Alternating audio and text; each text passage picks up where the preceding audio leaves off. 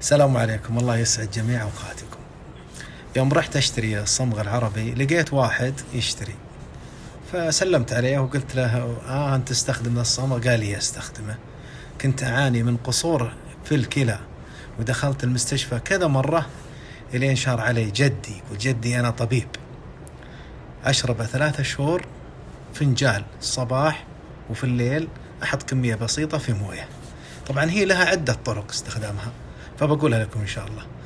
فأسعدني صراحة، كنت أسألك بالله، قال والذي لا إله إلا هو إني طبت، وإني ما عاد رحت المستشفى، وإن أموري بالنور. طبعا هذا هو الصمغ العربي، اسمه الهشاب، فيه كذا نوع منه، طبعا يأتي من السودان.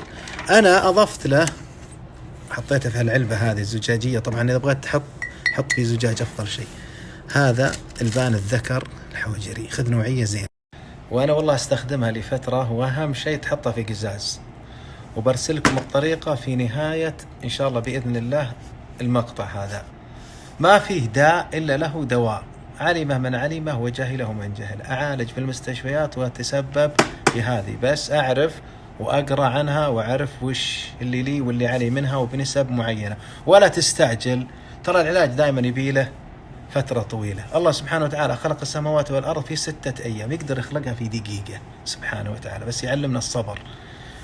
وأوريكم الآن وش فوائد الصمغ العربي. أنا كتبت لكم: الإمساك في الكلى، الفشل والقصور، الضعف الجنسي، أغلب الأمراض الباطنية، أمراض الصدر والرئة، تقوية المناعة، علاج القولون العصبي، علاج جميع أنواع السرطانات بإذن الله تعالى. فوائد البان الذكر: تحسين عملية الهضم، حرق الدهون، شد الجلد، تخلص من اضطرابات الهضم، يقلل من التجاعيد، التهاب مفاصل، ممتاز مرض النقرس بإذن الله تعالى.